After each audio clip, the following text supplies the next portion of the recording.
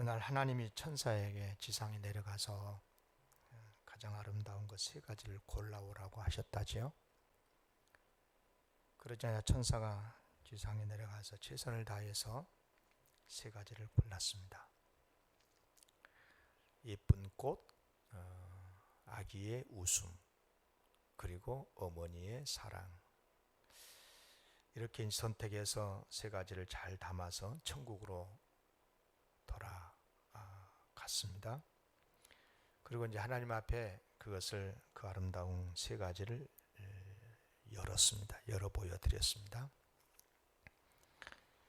그런데 천국에서 세상에서 천국까지의 거리가 너무 멀어서였는지 또 시간이 너무 많이 걸려서 예쁜 꽃은 벌써 이미 시들어 추하게 변해버렸고 아기의 웃음은 사라지고 슬픈 얼굴이 되어 있었다는 거죠. 그렇지만 어머니의 사랑만은 변함이 없었다. 그래서 하나님께서 이 세상에서 가장 아름다운 것은 어머니의 사랑이다. 이렇게 하셨다는 그런 우화입니다. 공감이 되십니까? 정말 어머니의 사랑은 세상에서 가장 아름답고 변함이 없는 것이 맞는 것 같습니다. 그러나 실제 우리의 삶의 현장에서 어머니의 사랑이라고 항상 자식들에게 좋은 것만은 아닌 것 같습니다. 자녀 잘 되라고 정말 열정을 다해서 없는 돈, 있는 돈 다 끌어모아서 교육시키고 유학 보내고 그렇게 했지만 그러나 자녀의 입장에서 보면 그것이 강제 교육이었고 또 너무 지나친 지도였다 보니 오히려 자녀들에게 해를 끼치는 경우가 실제로 있지 않습니까? 그러고 보면 어머니의 사랑도 완전한 것은 아닌 것 같습니다. 어머니의 사랑뿐이겠습니까? 솔직히 세상에는 완전한 것이 하나도 없습니다. 아무리 좋다는 것도요, 흠을 찾으려면 찾을 수 있고 또 시간이 지나면 변해버리고 심지어 그것이 좋다, 선하다 하는 것도 나중에 시간이 지나면 악이 되기도 하지만 처음부터 선한 것이 아니었구나 라고 알게 되는 일들이 얼마나 많습니까? 그러나 우리 하나님은 다르시죠. 언제나 하나님은 완전하시고 변함이 없으시고 좋으신 분입니다. 야고보서 1장 17절 온갖 좋은 은사와 온전한 선물이 다 위로부터 빛들의 아버지께로부터 내려오나니 그는 변함도 없으시고 회전하는 그림자도 없으시니라.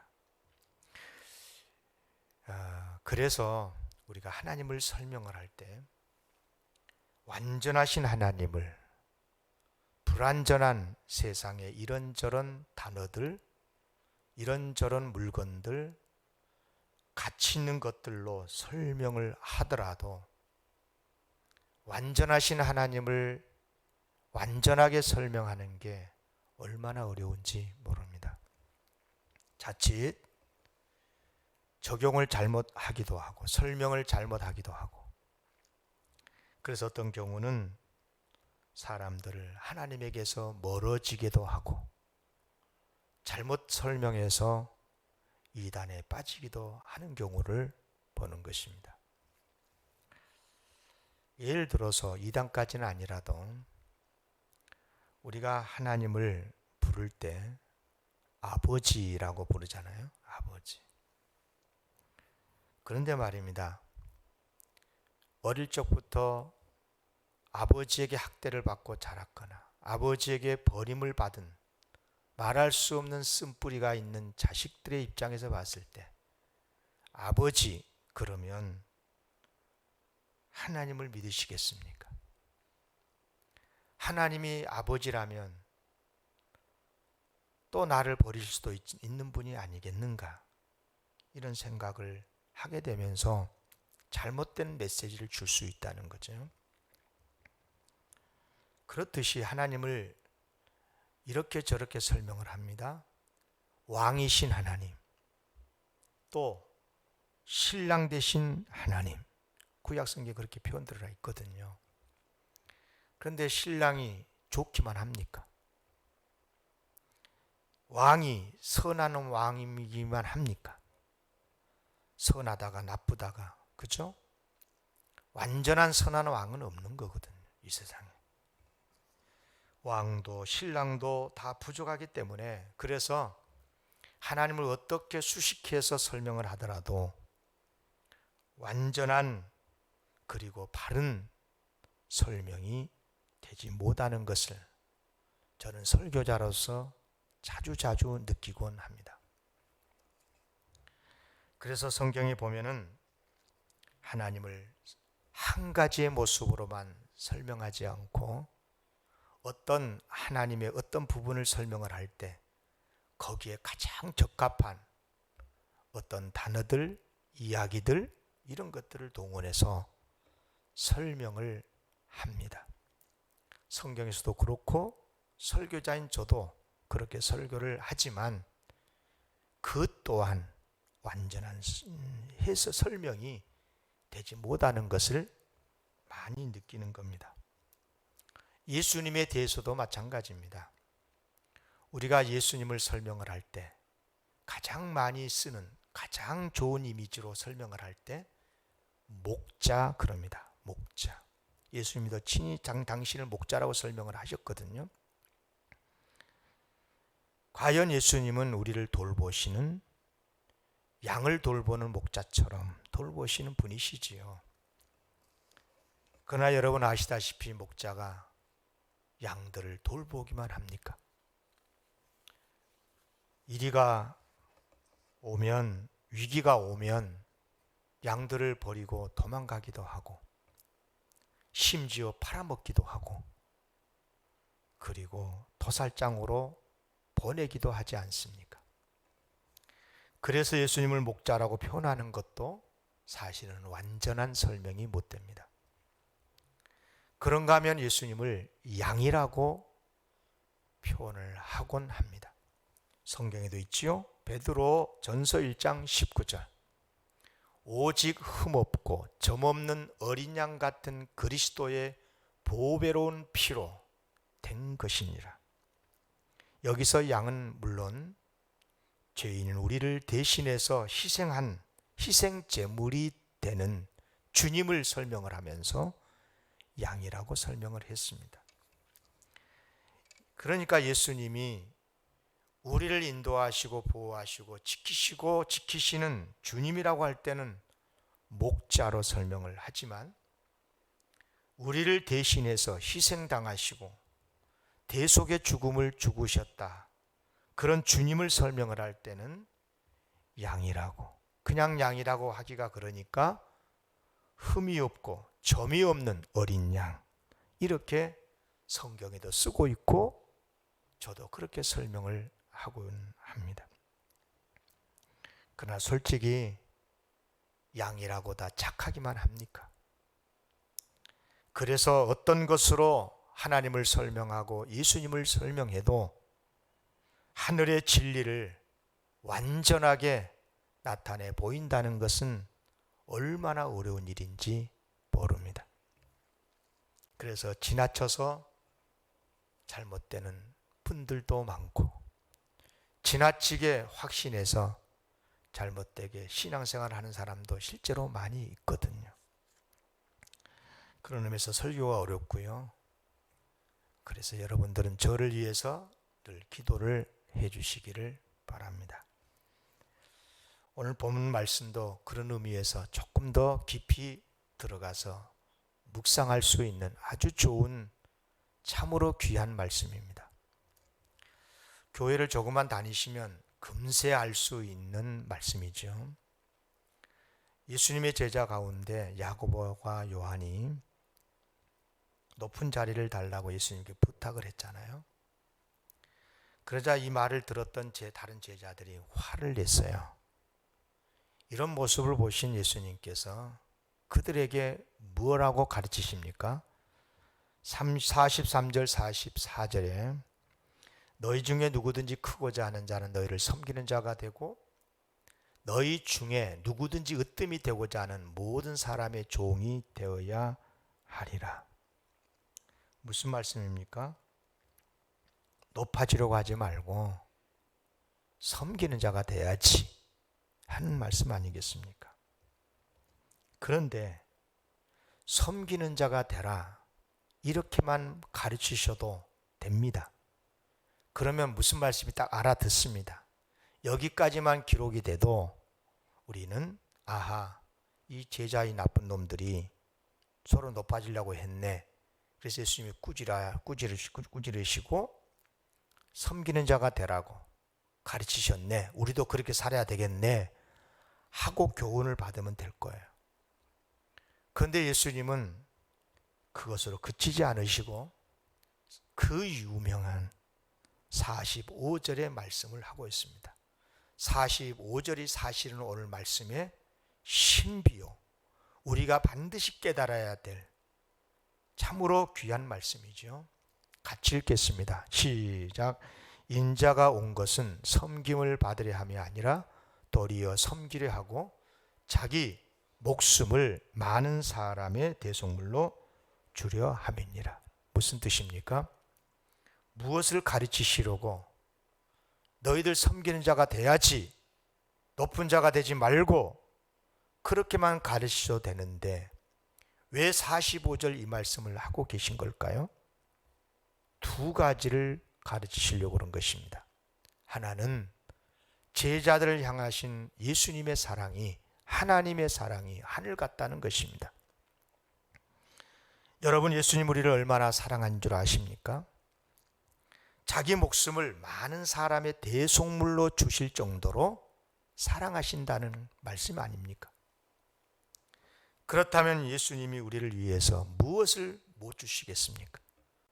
하나밖에 없는 자기의 독생자를 내어주셨고 하나밖에 없는 자기의 목숨을 대속물로 내어주신 예수님이 우리에게 무엇을 안 주시겠냐고요.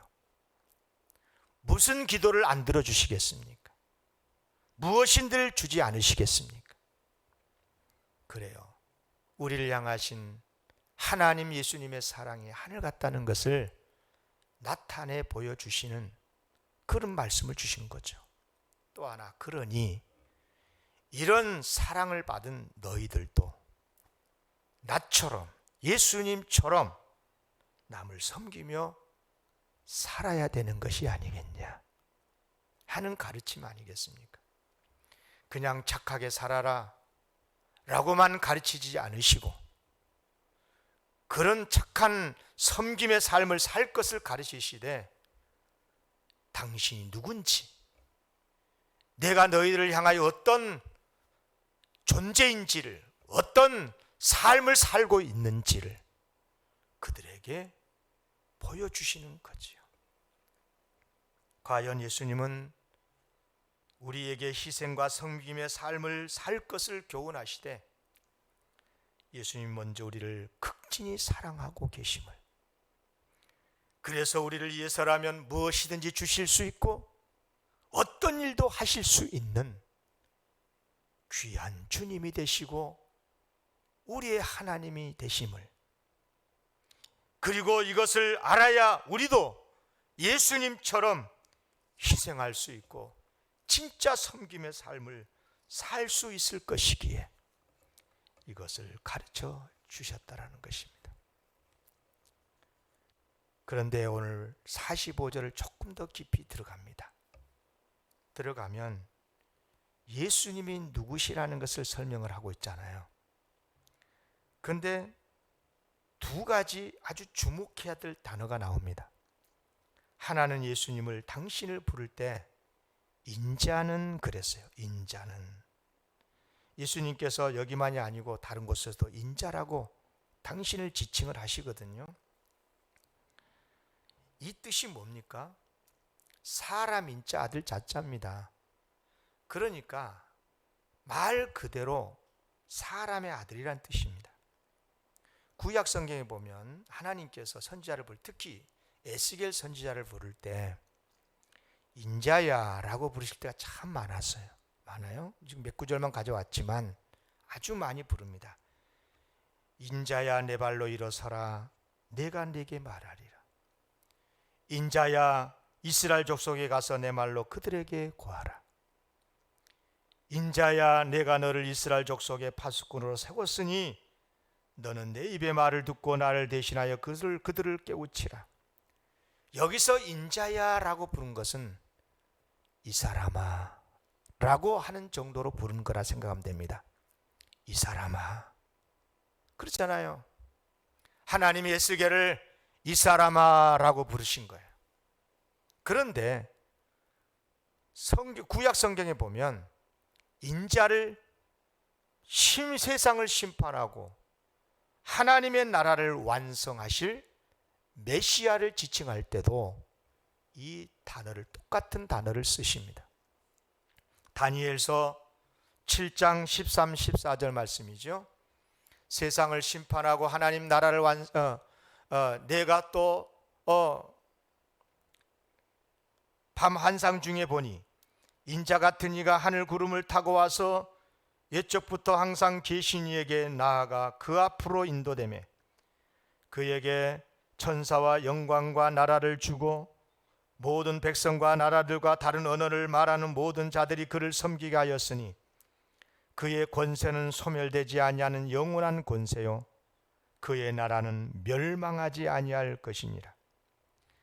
그래서 예수님께서 자신을 인자는 이렇게 지칭할 때는 두 가지 뜻이 다 포함되어 있다고 이해하시면 됩니다. 그냥 사람이라는 뜻인 거죠. 하나님만이 아닌 완전한 사람이다. 내가 사람이다 하는 거예요. 그리고 세상을 심판하고 구원할 메시아다 라고 하는 뜻인 거죠. 과연 우리 예수님은 인간으로 오셨습니다. 인간처럼 하고 오신 것이 아니고 완전한 인간으로 오셨고 다시 부활하실 때도 완전한 인간으로 영광의 몸으로 부활하셨고요. 승천하실 때도 완전한 이 영광의 몸으로 인간의 영광스러운 몸으로 모든 사람이 보는 앞에서 올라갔고요. 그리고 십자가에 죽으실 때 그 영광스러운 몸으로 변화가 되셨음에도 지금도 주님 나라 하나님 우편에 계실 때 예수님의 상흔을 그대로 지닌 채로 영광스럽게 우리를 위해서 중보하고 계시는 줄로 믿습니다. 과연 예수님은 이렇듯 십자가 부활 그리고 재림을 통해서 심판을 통해서 세상을 심판하시고 또 구원하신 역사를 이루십니다. 지금도 이루고 계시는 줄로 믿습니다. 그런데 45절에 보면 인자라고 하는 단어도 이렇게 예수님을 설명을 할 때 그런 두 가지 뜻을 내포하고 있다. 그래서 인자란 단어를 쓰셨는데 또 좀 이해하기가 어려운 이상한 표현이 한 가지 또 있습니다. 인자가 온 것은 자기 목숨을 많은 사람의 대속물로 주려 함이니라 그러셨어요. 여러분, 모든 사람이 아니고 왜 많은 사람이라고 했을까요? 여러분, 예수님이 모든 사람을 위해서 십자가에 죽으시지 않으셨습니까? 하나님께서 이 세상을 사랑하셔서 독생자를 보내주셨고 우리 예수님은 당신의 하나밖에 없는 목숨을 모든 죄인을 구원하시기 위해서 십자가에 죽으신 것 아닙니까? 그런데 예수님은 자기 목숨을 모든 사람의 대속물로 주는 것이 아니고 많은 사람의 대속물로 주려고 오셨다라고 말씀하고 계시는 걸까요? 그것은 예수님이 무조건 세상의 모든 사람을 다 구원하시는 분이 아니시기 때문입니다. 실제로 그렇습니다. 예수님은 분명 세상을 구원하기 위해 십자가를 지셨고 부활 승천하신 것이 맞지만, 그러나 현실은 세상에 구원받지 못한 사람들이 더 많습니다. 도리어 심판을 받는 사람들이 많지 않습니까? 그래서 예수님의 말씀하신 대로 모든 사람이 아니고 많은 사람을 위해서 자신의 목숨을 주셨던 것이요. 한 목사와 이발사가 함께 시카고 빈민가를 걸어갔대요. 가난한 동네라 그런지 냄새도 나고 아주 지저분했습니다. 이발사가 목사님에게 말합니다. 목사님, 정말 하나님이 살아계신다면 왜 이곳을 이렇게 내버려 두신답니까? 근데 그 말을 할 때 마침 앞에서 한 사람이 걸어오는데 머리는 산발이고 수염도 지저분하게 늘어져 있었습니다. 그때를 놓치지 않고 목사님이 이발사에게 물었습니다. 당신 같은 훌륭한 이발사가 이 세상에 많을 건데 왜 저 사람은 저렇게 머리와 수염이 엉망인 채로 돌아다닌답니까? 그러니까 이발사가 어이가 없다듯이 말합니다. 그거야 저 사람이 내게 오지 않았으니까 그렇죠. 지금이라도 내게 와서 앉기만 하면 나는 단번에 저 사람을 미남으로 만들어 놓을 수 있습니다. 목사님이 말씀했다지요. 그래요. 이 동네 사람들이 왜 이렇게 나쁜 환경에서 살겠습니까? 하나님께 돌아오지 않았기 때문입니다. 지금이라도 어떤 나라도 어떤 사람이라도 하나님께 돌아오기만 하면 분명히 달라집니다. 그렇습니다. 하나님과 우리 예수님은 온 세상을 사랑하시고 지금도 사랑하고 계시고 구원하여 주시기 위해서 십자가에도 죽으시고 독생자를 보내주셨고 부활하셨지만은, 그래서 영생까지 약속해 주셨지만 진심으로 회개하고 하나님께 돌아와 예수를 믿는 사람만 구원하시고 그들만의 대속물이 되신 것입니다. 하나님은 하나님께로 나오는 사람에게만 복 주십니다. 하나님께 돌아오는 그 나라에만 복을 주시는 것이에요. 130년 전 복음이 이 땅에 들어왔을 때 이 땅 한반도는 한마디로 꺼져가는 등불이었습니다. 그런데 지금 우리나라가 얼마나 잘 산 나라인 줄 아십니까? 지금 여기서 함께 예배드리고 있는 여러분들 중에는 수십 년 전에 서울을 알고 한반도의 폐허를 아신 분들이 계십니다. 그러나 지금 서울을 보십시오. 대한민국 어디를 가더라도 이렇게 아름다운 강산이 없습니다. 여러분, 왜 그럴 것 같습니까? 하나님께서 복 주셨기 때문이 아닐까요? 물론 최근에 한국교회가 많은 비난을 받고 있습니다.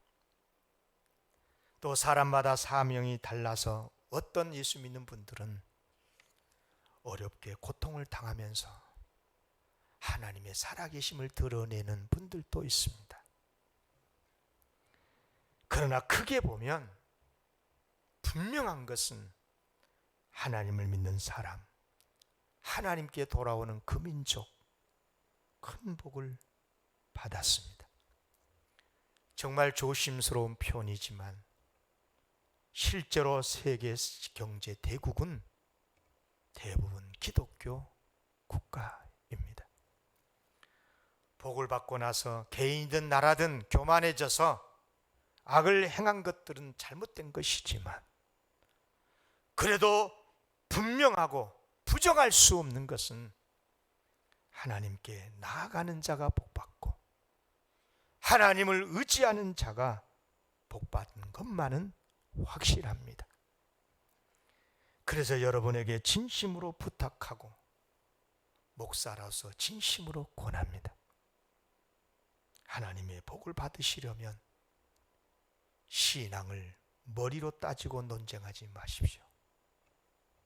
오직 하나님 사랑만 믿고 하나님의 구원을 바라고 하나님의 은혜를 구하십시오. 이것이 올바른 믿음입니다. 믿음은 하나님을 의지하는 것이지 하나님이 이러네 저런 분이시네 논쟁하는 것이 아닙니다. 다시 말씀을 드립니다. 복과 하늘의 구원은 하나님께 나아오는 사람에게 임합니다. 하나님을 진실히 찾고 예수님을 진실히 믿는 사람만 받습니다. 그래서 예수님은 모든 사람의 대속물이 아니라 많은 사람의 대속물로 주려 함이라고 표현을 하고 계셨던 것입니다. 그런데 또 할 것이 있습니다. 예수님께서 왜 십자가에 죽으셨습니까? 당연히 우리를 구원하시기 위해서 죽으셨지요. 그래서 우리는 그분의 십자가 보혈을 믿으면 구원을 받습니다. 십자가의 은혜를 통해서 하나님의 자녀가 됐고 구원을 받았고 하나님의 모든 복을 받습니다. 그래서 오늘 우리는 이것을 믿고 감사하면서 하나님의 예배를 드리고 있습니다. 그러면 그것으로 끝입니까? 예수님께서는 더 이상 우리에게 하실 일이 없습니까? 십자가에 죽으시고 부활하시고 승천하셨으니까 이제 하나님 우편에서 영광만 받으시고 계시는 분이십니까? 그렇지 않습니다. 지금도 우리 예수님은 우리를 섬기고 계시고 우리를 돕고 계시고 우리와 함께 하고 계시는 분이신 줄로 믿습니다. 이 사실을 믿을 때 진짜로 신앙생활을 바르게 할 수가 있는 것입니다. 십자가 부활의 사건을 통해서 우리를 구원하시고 하나님 자녀 되게 하신 것이 맞지만, 그리고 그것이 분명 최고의 하늘의 은혜인 것도 맞지만, 그분은 지금도 우리와 함께 계시고요, 우리의 생명을 지키고 계시고 우리의 삶을 보호하시고 인도하고 계신다는 사실에 예수님의 공생애를 아시지요? 예수님은 십자가를 지시기 전에 찾아오는 환자들마다 치유해 주셨습니다. 찾아가셔서 치유해 주셨습니다. 배고픈 물이 먹여주셨고 풍랑도 잔잔케 해주셨고 예수를 믿고 따르는 사람들을 섬겨주셨습니다. 그렇듯이 지금도 십자가를 지시고 부활하신 이후 지금도 예수님 우리를 돕고 섬겨주고 계신다는 거예요. 이렇게 생각하는 분들이 있어요. 예수님은 십자가 부활을 통해서 모든 사명 감당하셨으니 이제 모든 죄를 용서하시고 구원하여 주셨기에 지금은 천국에서 영광만을 받으시고 하나님 우편에 앉아 세상을 다스리고 계신다는 생각입니다. 맞습니다. 그러나 완전한 해석은 아닌 것입니다. 주님은 지금도 우리를 섬기고 계시기 때문에 그렇습니다. 우리의 예배를 받으시되 우리를 섬기고 계시고 우리를 돕고 계시기 때문입니다. 여러분, 우리 예수님은 하나님 우편에서 우리를 위해 중보하고 계신다고 말씀하고 있잖아요. 인간이 되신 걸 그렇게 자랑스럽게 생각하시고, 그래서 다시 사시대 부활의 영광의 몸으로 사셨고 십자가를 통해서 우리를 구원하신 것이 너무너무 자랑스러워서 그 영광스러운 부활의 몸에 십자가 상흔을 지닌 채로 우리를 위해서 중보하고 계시는 예수님, 그분이 우리를 안 도우시겠어요? 그분이 우리를 안 도우시겠냐고요? 적극적으로 돕고 계시고 다시 오셔서 세상을 심판하실 때까지, 완전하게 이 나라, 이 땅을 하나님의 나라로 만드실 때까지 우리를 도우신 거예요.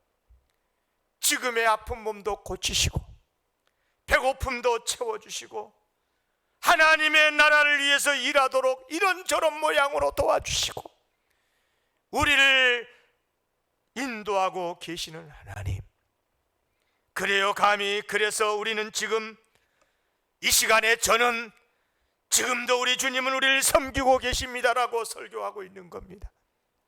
사랑하는 성도 여러분, 이 사실을 믿으시기를 바랍니다. 2000년 전에 골고다 위에서 십자가에 죽으시고 그리고 부활하신 것으로 끝나신 것이 아니고, 승천하여 가신 것으로 끝나신 것이 아니고, 지금도 우리를 섬기고 계신 거예요. 미국의 멀린 테드로스 목사님이라고 하는 분이, 훌륭한 분이 계셔요. 이 목사님이 정말 주님을 너무너무 섬기고 싶어서, 정말 잘 섬기고 싶어서 간절하게 자주자주 이런 기도를 했대요. 하나님, 저를 써주세요. 저를 써주세요. 그런데 하루는 주님이 이런 말씀을 하시더래요. 네가 나를 좀 써다오.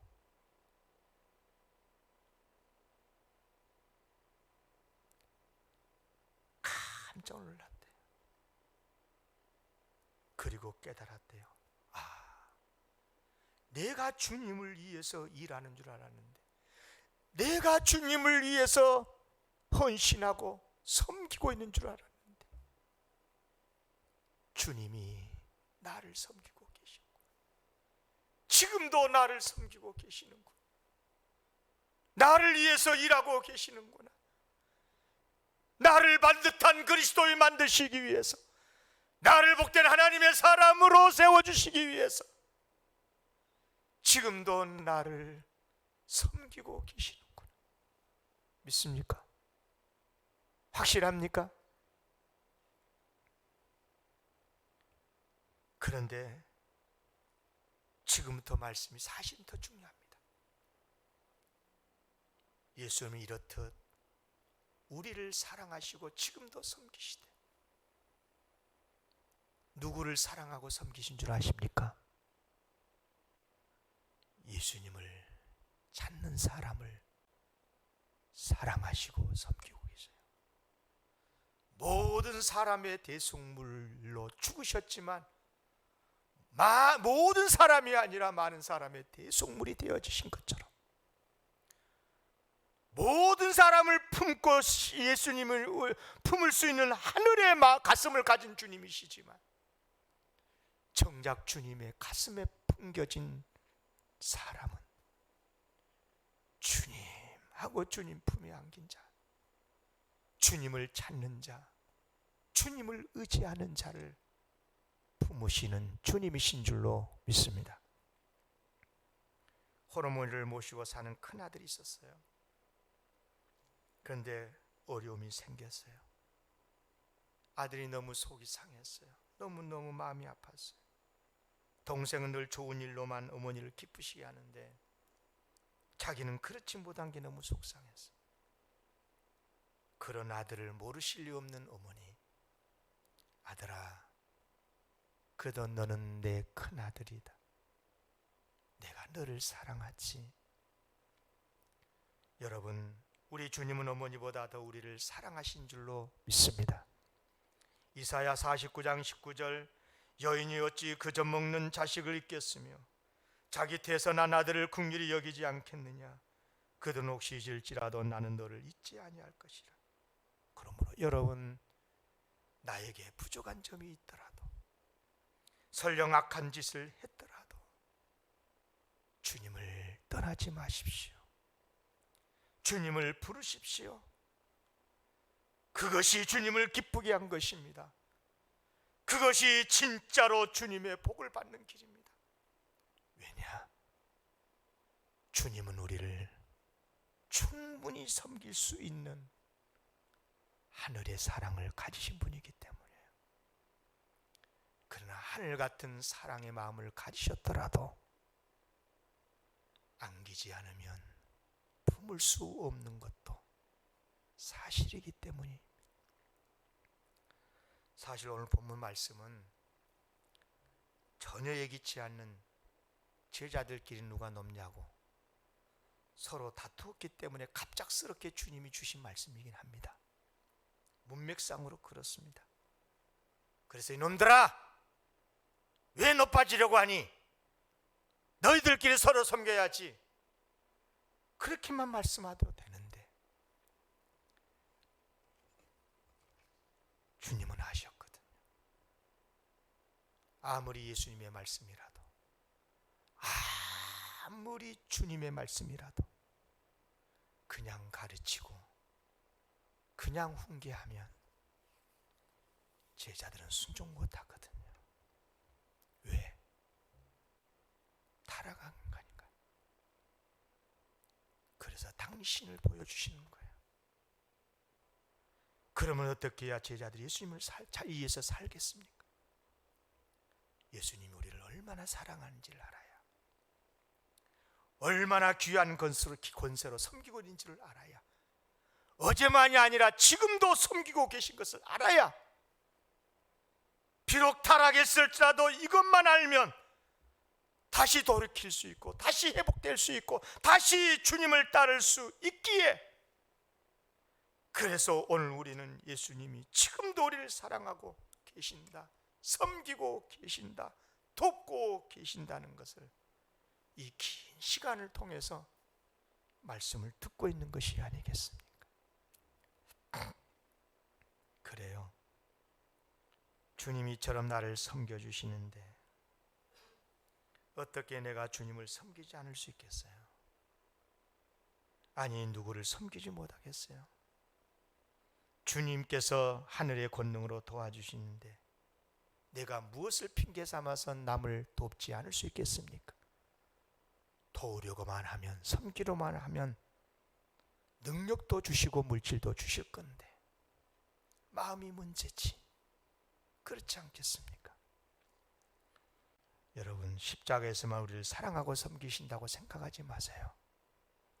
공생의 기간 내내 온 힘을 다해서 때로는 식사할 겨를도 없이 편히 잠잘 시간도 없이 섬겨주셨던 주님, 오직했으면 풍랑 속에서도 배 안에서 고물에서 주무실 정도로, 풍랑인데도 깨어나시지 않을 정도로 제자들이 우리가 죽게 됐는데 일어나서 도와주셔야지, 깨우셔야 깨어날 정도로 피곤하셨던 예수님, 그리고 일어나셔서 풍랑을 잠잠케 하시고 질병도 고쳐주시고 배도 채워주셨던 예수님, 제자들에게 유익만 된다면, 주님을 따른 사람들에게 복만 된다면 무슨 일도 하실 수 있는 우리 예수님께서 지금은 우리를 안 도우시겠습니까? 사랑하는 성도 여러분, 너무너무 우리가 많이 타락한 것 같습니다. 교회가 그리스도인이라 그러면서 너무 세상의 가치관과 너무 닮아가고 있는 것 같습니다. 주님의 사랑을 말하면서도 손해보려고 하지 않고, 남은 손해보더라 난 절대 손해보지 않고, 왜 내가 너한테 손해봐야 돼? 그러나 주님의 마음은 뭡니까? 나는 손해보더라도 남에게는 절대 유익이 돼야지. 내 마음은 아프더라도 교회는 세워져야지. 이렇게 살면 망한답니까? 망합니까? 절대 안 망하지요. 주님이 더 잘 섬겨주실 거니까 망할 리 있겠습니까? 주님이 더 큰 복 주신데 망하겠습니까? 아브라함이 조카 롯을 위해 좋은 땅을 양보했어요. 그래서 망했습니까? 가나안의 모든 땅을 주셨어요. 이삭이 우물을 빼앗으려는 사람들에게 양보했습니까? 망했습니까? 더 큰 부자 됐어요. 다윗이 자기를 죽이려는 사울을 살려줬습니다. 나중에 죽었습니까? 위대한 왕이 됐습니다. 예수님이 죄인을 섬기셨습니다. 죄인의 친구가 되시고 심지어 죄인을 죽으셨습니다.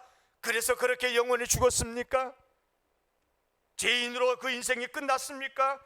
아닙니다. 죽음이 이기시고 부활하셨고 죄인의 구주가 되셨습니다. 우리도 마찬가지예요. 악한 이웃이라도 용서해주고 섬기면 물론 상대방도 살지만 우리 또한 큰 하늘의 복을 받게 될 줄로 믿습니다. 세상이 많이 힘든 때입니다. 남 탓하지 마시고요. 겸손히 주님 사람답게 용서하고 사랑하고 섬기면서 사십시다.